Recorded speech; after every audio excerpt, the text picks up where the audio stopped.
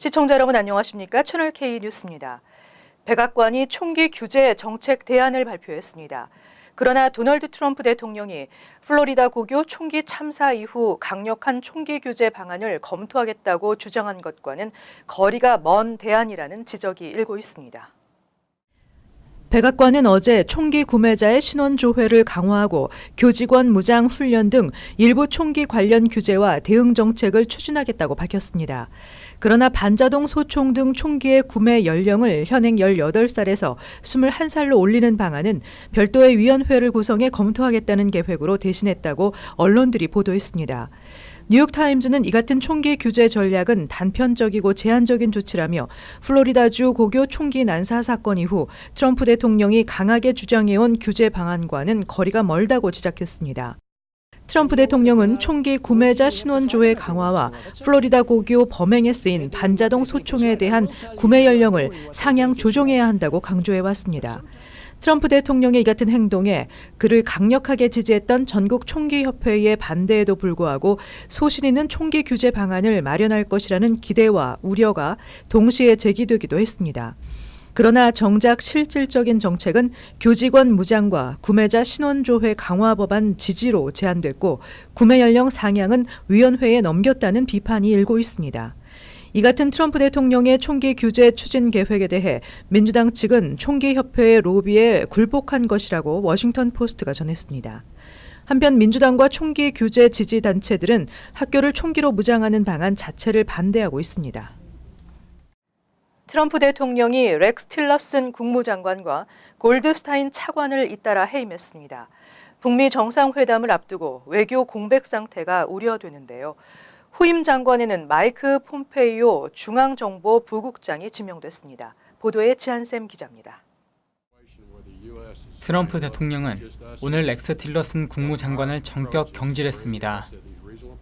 트럼프 대통령은 이란 핵협정을 비롯한 문제들을 놓고 틸러슨과 이견이 있었다고 주요 외교 정책에 관한 이견 차이가 경질 배경이라고 설명했습니다. 트럼프는 후임 국무장관에 마이크 폼페이오 중앙정보국 국장을 지명했습니다. 트럼프 대통령은 트위터를 통해 폼페이오 국장이 새 국무장관이 될 것이며 그가 직무를 훌륭하게 수행할 것을 믿는다고 말했습니다. 폼페이오 새 국무장관 지명자는 행정부 내 대표적 강경파이지만 최근 남북, 북미 정상회담 성사 과정에서 한국 정보 당국과 끈끈한 협력을 발휘한 것으로 전해졌습니다. 트럼프 대통령의 갑작스런 인사를 비난한 국무부 공공외교, 공공정책 담당 스티브 골드스타인 차관도 해임 통보를 받았습니다.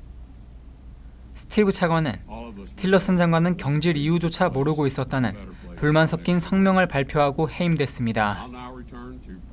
외교수장과 최고위 외교관이 동시에 물러나게 되면서 정부의 외교 공백 사태는 한층 가중될 전망입니다. 특히 북핵 담판을 앞두고 동아태 차관보와 대북 정책 특별대사, 주한 미 대사 등 대북 라인의 공백이 장기화하는 것 아니냐는 우려가 커지고 있습니다. 채널 K 뉴스 지한샘입니다. 취업 이민 노동 허가 처리 기간이 갈수록 지연되고 있어 영주권 신청서를 내지 못하는 사례가 늘고 있습니다. 트럼프 행정부 이후 이민 심사의 문턱이 높아지고 있기 때문입니다. 영주권 문호는 전 순위에 걸쳐 수개월째 오픈 상태를 유지하고 있지만 취업 이민 노동 허가 처리가 크게 지연되고 있습니다. 연방노동부가 공개한 자료에 따르면 지난 2월 28일 현재 처리 중인 노동 허가 신청서는 2017년 8월 우선 일자 접수분으로 나타났으며 노동 허가 심사에서 별다른 문제가 발견되지 않은 정상 처리분에 해당되는 노동 허가 신청서조차 5개월이 지나야 노동 허가를 받을 수 있는 것으로 나타났습니다. 이 같은 취업 이민 노동 허가 처리 현황은 트럼프 대통령 취임 이후 갈수록 악화되고 있는 노동 허가 처리 지연 실태를 보여주고 있습니다.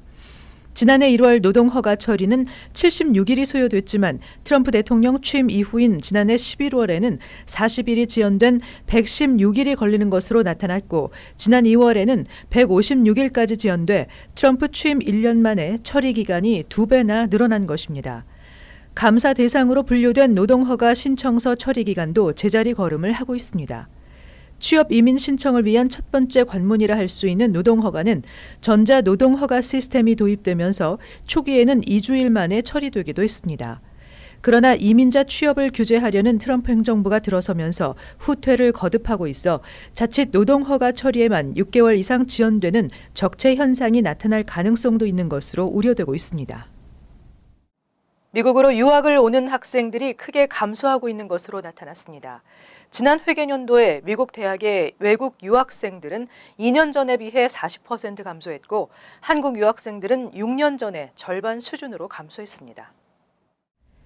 2016-2017 회계연도 비자 발급 현황에서 F1 학생 비자 발급은 총 39만 3,573건으로 전 회계연도에 47만 1,728건에서 16.6%나 줄어들었고 2년 전에 64만 4,233건에 비해 38.9%나 감소했다고 국무부가 발표했습니다.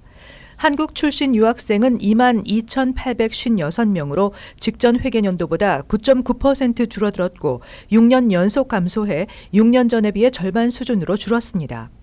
미국 유학생이 가장 많은 중국 출신은 11만 2,817명이 학생 비자를 발급받아 전 회계연도보다 23.8% 감소했으며 인도 출신은 전 회계연도보다 무려 28.5%나 감소해 가장 큰 폭의 감소율을 보였습니다.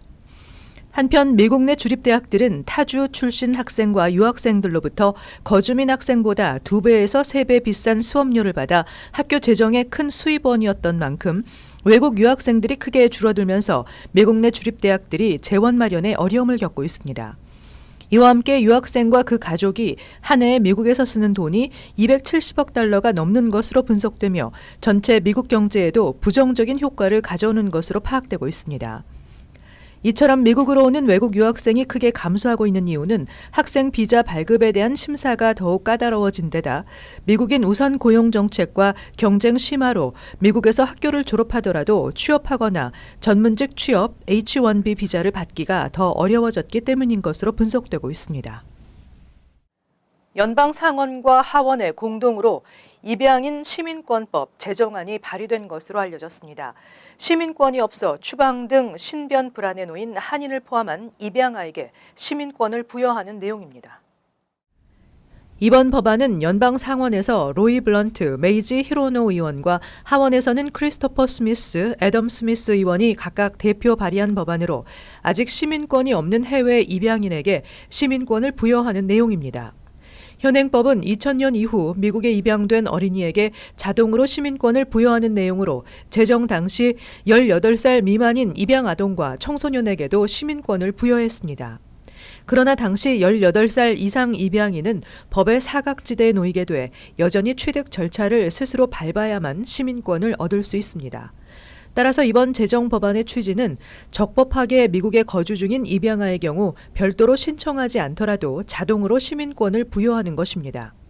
현재 시민권이 없는 한인 입양인에 대한 정확한 통계는 없지만 대략 3,000에서 18,000명으로 미 입양기관은 추산하고 있습니다.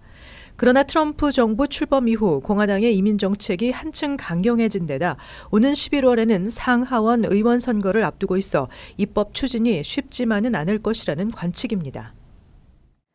앤드루 쿠오모 뉴욕 주지사가 어제 뉴욕시 시형 아파트의 현장 점검을 시행하고 취약한 위생 안전 문제에 대해 충격적이라고 밝히고 주민들에게 사과했습니다.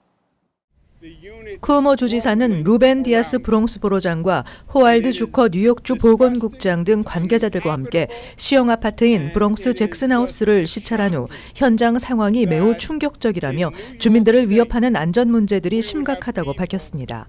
쿠오모 주지사는 이 같은 시형 아파트의 상황은 사람이 살 수 없는 끔찍한 환경이라며 뉴욕주를 대표해서 시형 아파트 거주민들에게 사죄드린다고 밝혔습니다. 또 뉴욕주 주택공사의 허술하고 구태의연한 관리 실태를 지적하며 시형 아파트의 상황은 단순한 방치에 의한 결과라고 지적하며 관료적인 처리 절차에 얽매이지 않고 바로 실행에 옮길 수 있는 신속한 긴급 개선 방안이 필요하다고 강조했습니다. 쿠오모 주지사는 시형 아파트의 비상사태를 선포하는 방안도 고려하고 있으며 주민들의 안전을 위협하는 시형 아파트 문제 해결을 위해 시의회의 의견을 요구했습니다. 무분별한 장애인 공익소송을 연방 차원으로 제한하는 법안이 추진되고 있습니다.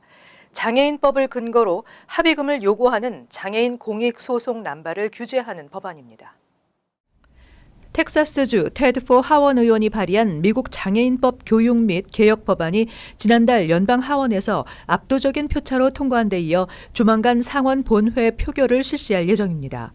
이 법안은 업소나 상가의 장애인 접근 시설이 일부 사소한 문제가 있더라도 곧바로 소송 제기를 할 수 없도록 규정하고 있습니다. 시설 이용에 불만을 갖는 장애인은 소송에 앞서 업주에게 서면으로 통보해야 하며 업주가 60일 이내에 불만 서면 통지를 받았다고 인정한 후 120일 이내 시설 미비 사항 등을 시정하면 소송을 제기할 수 없도록 하고 있습니다. 이 법안은 연방 차원의 무분별한 공익소송을 규제할 수 있다는 점에서 파장이 적지 않을 것으로 예상됩니다. 법안 지지자들은 이 법으로 장애인 출입과 시설 이용 접근권 보장을 요구하는 장애인 공익소송 남용이 크게 제한될 수 있다며 사소한 이유로 소송을 남발하는 행위가 사라져야 한다고 주장하고 있습니다. 하지만 연방 하원을 통과한 이 법안이 장애인 인권을 크게 후퇴시키는 것이라는 반대의 목소리도 있습니다. 장애인이 쉽게 출입하고 이용할 수 있는 시설을 제공하지 않은 사업체의 미비 시설을 개선하는 데 업주에게 180일까지 유예 기간을 허용하는 것은 지나치게 관대한 조치라는 것입니다. 빌 드블라지오 뉴욕시장이 인종 불균형 해소를 위해서는 현재의 특목고 입학 시험이 폐지돼야 한다고 주장했습니다. 내신이나 특별 활동에 비중을 두는 새로운 입학 제도로 개편할 뜻을 밝혔습니다. 빌 드블라지오 시장은 WNYC 방송 인터뷰에서 그동안 입학시험 SH, SAT 성적만으로 신입생을 선발하는 특목고 입시제도 개편을 위해 주의회에 로비를 해왔지만 주 상원을 장악하고 있는 공화당의 반대로 무산됐다고 밝히며 입학제도 개편의 필요성을 강조했습니다. 드블라지오 시장은 지난 2015년 주의회에 입시 개편안이 발의된 바 있으나 주상원 교육위원회에서 부결된 바 있다며 특목고 학생 인종 불균형 현상은 주의회 탓이라고 주장했습니다. 한편 특목고 전체 합격자 중 아시안이 절반 이상 그리고 백인이 다음으로 대다수를 차지하고 있는 등 인종 불균형 현상이 올해에도 재현되자 입학제도 개편을 요구하는 목소리가 높아지고 있습니다. 시정부는 최근 수년 동안 흑인, 히스패닉 학생들의 SH, SAT 시험을 위한 방과 후 시험 준비 프로그램을 운영해왔지만 성과를 보지 못했습니다. 이에 따라 시험 점수 외에 내신이나 특별활동 등의 비중이 큰 새로운 입학제도로 개편해야 한다는 것입니다. 뉴저지 버겐 카운티의 테너플라이와 리치우드가 주민들의 교육 수준이 높은 타운 탑 10에 올랐습니다. 연방 센서스국은 뉴저지주 21개 카운티 565곳 타운의 25살 이상 주민들의 교육 수준을 조사했습니다. 조사 결과 밀번 타운십의 주민들의 학사 학위 소지율이 84.4%에 달해 1위를 차지했습니다. 밀번 타운십의 석사와 박사 학위를 취득한 주민들도 49.1%로 전체 인구의 절반에 가까웠습니다. 이어서 웨스트 윈저 타운십 주민의 학사 소지율은 81.7%로 2위로 조사됐으며 프린스턴이 87.7%로 3위에 올랐습니다. 몽고메리 타운십은 78.4%로 4위에 올랐으며 호버큰도 77.9%로 5위를 기록했습니다. 한인들이 많이 거주하는 버겐 카운티의 테너플라이는 학사 소지율이 77.3%로 6위, 리치우드 빌리지는 76.2%로 7위로 조사됐습니다. 뉴저지주의 대표적인 한인타운인 팰리세이즈 파크 주민의 학사 학위 소지율은 42.2%로 절반 이하였으며 리치필드 37.7%, 포틀리 58.9%, 잉글로드 클립스 64.1% 등으로 비교적 낮은 편이었습니다. 이어서 LA 지역 한인사회 소식입니다. 한국 드라마를 시작으로 한류 열풍이 시작됐다 해도 과언이 아닌데요. LA에서 한국 인기 드라마 속에 등장한 옷과 헤어스타일 등 전통 방식의 차림새를 통해 한국 문화를 들여다볼 수 있는 특별한 행사가 진행됐습니다. 홍지은 기자입니다. 무대 위 전통 의상을 입은 모델들이 관객들의 시선을 사로잡습니다. 해를 품은 달, 옥중화 등 한국에서 선풍적인 인기를 끈 사극 드라마 의상들이 공개되며 관객들의 탄성을 자아내기도 합니다. LA 한국문화원에서 개최한 드라마 속 전통 한복과 머리 모양 행사에는 한류 배우들이 입었던 한복과 머리 스타일을 그대로 재현하며 타인종들에게 한국 역사와 문화에 대한 이해를 도왔습니다. 우리 드라마 속에 나오는 한복도 그냥 대충 하는 게 아니라 많은 역사적인 자료를 가지고 그 속에서 한복을 만들어서 드라마 속에 입히는 거고, 또 우리는 이렇게 많이 입고 우리의 역사가 이렇게 깊다는 걸 꼭 알리고 싶어요. 우리 복식사가 2000년인데 그런 거를 모르는 분들이 굉장히 많아요. 특히 한복의 매력을 증폭시킨 패션쇼와 사극에 등장한 전통 가발은 화려함과 위엄을 드러내며 눈길을 끌기도 했습니다. 보통 한류 드라마에 나오는 가채라고 얘기하면 말씀이 좀 어려워서, 가채는 우리 다른 말로 하면 위그예요. 그냥 가발 위그인데, 가채는 신분과 지위와 그다음에 그 결혼을 했는지 안 했는지에 대한 유무를 알 수 있어요. 가채를 보면서. 관객들의 반응도 뜨거웠습니다. 한국 드라마로 한국 문화를 접한 외국인들은 이번 행사를 통해 한국의 역사와 드라마의 시대적 배경에 큰 관심을 나타냈습니다. It was super fun. I loved actually hearing all of the traditional points to it and all of the actual cultural points instead of just like all the dramas that I watched just to see like different K-pop stars and things, but really getting the like history behind it too. So, today's event was really nice. It was fun to see all the costumes and hanboks up close, and it's nice to see them especially when you're familiar with the drama, to see them up in person. 특히 최근 한국에서는 한류의 폭을 더욱 넓히기 위해 전통 한국 문화를 현대적 디자인으로 재해석하는 움직임도 확대되고 있습니다. 한국 드라마 속 의상과 헤어 메이크업은 한국 드라마 인기에 시너지 효과를 불어넣으며 새로운 한류로 떠오르고 있습니다. MBC 뉴스 홍지은입니다. 오는 6월 5일 치러지는 중간선거의 후보 등록이 잇따라 마감되면서 한인 후보들의 대진표도 윤곽이 드러나고 있습니다. 오렌지 카운티 슈퍼바이저 이지구 선거는 재선에 도전하는 미셸 박스틸 슈퍼바이저와 마이클 마우니의 맞대결이 예상되지만 막판 브랜드 퍼킨슨 후보의 등록으로 인해 3파전으로 재편됐습니다. 지지도나 선거자금 모금에서 우위가 예상되는 미셸 박스틸 슈퍼바이저는 오는 중간선거에서 50% 초과 득표로 결선 없이 중간선거에서 재선을 확정짓겠다는 계획입니다. 일단 내가 2명의 그 어포넌트가 있기 때문에 열심히 해서 6월까지는 50% 플러스 1으로 해서 이기도록 노력해봐야죠. 또 재선에 도전하는 최석호 가주 68지구 하원 의원은 미셸 두먼과의 2파전이 확정되면서 11월 결선액을 확정지었습니다. 영킴 전 가주 하원 의원이 출마한 연방 하원 39지구는 오는 14일 후보 등록이 마감되는 가운데 현재까지 한인 수지박, 레게트 후보 등 총 10명이 등록을 마쳤습니다. 한편 오렌지 카운티 지방법원의 한인 리처드 리 판사는 단독 출마로 당선을 확정지었습니다. 이어서 간추린 소식입니다. 텍사스주 오스틴에서 열흘 동안 3건의 소포 폭탄 폭발 사고가 발생하면서 수상한 소포가 있다는 신고 전화가 경찰에 쇄도하고 있습니다. 켄 팩스턴 텍사스주 법무장관은 주민들에게 예정돼 있지 않던 소포를 받았을 경우 열어보지 말고 가까운 경찰관서에 신고하라고 권고했습니다. 경찰은 피해자들이 흑인 또는 히스패닉계 주민이어서 인종범죄 또는 증오범죄일 가능성이 있는 것으로 보고 수사 중입니다. 엘라바마주에서 고교생 50여 명을 태운 전세버스가 계곡 아래로 굴러 최소 1명이 숨지고 10여 명이 크게 다쳤습니다.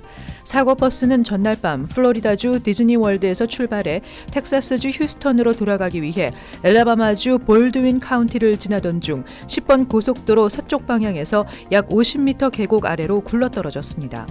버스에는 휴스턴 채널뷰 고교 밴드부 학생들이 타고 있었던 것으로 확인됐습니다. 연방 하원 의원 뉴저지 3지구에 출마한 앤디 킴 민주당 예비 후보가 오션 카운티 민주당 위원회로부터 공식 지지를 이끌어냈습니다. 김 후보는 지난달 전국 민주당 위원회에 레드 투 블루 캠페인에 이름을 올렸고 벌링턴 카운티 민주당 위원회로부터 공식 지지를 받았습니다. 미 동부에서 한인으로는 최초로 연방의회 입성을 노리고 있는 김 후보는 민주당 예비선거를 통과하면서 3선에 도전하는 공화당의 톰 메가더 의원과 맞붙게 됩니다.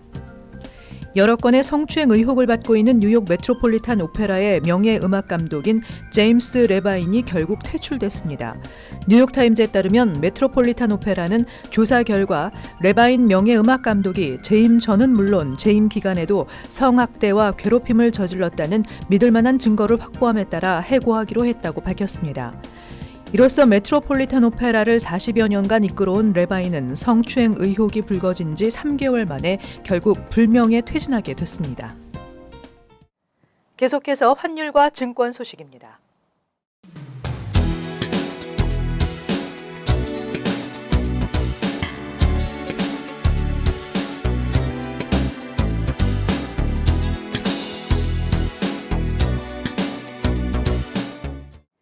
끝으로 날씨 전해드립니다. 수요일은 대체로 흐리고 눈이나 비가 예상됩니다. 낮 최고 기온은 40도, 섭씨 영상 4도, 밤 최저 기온은 29도, 섭씨 영하 2도. 목요일은 바람이 다소 불겠고 대체로 맑겠습니다. 금요일 대체로 맑겠습니다. 이상으로 채널K 뉴스를 마칩니다. 시청해주신 여러분 고맙습니다.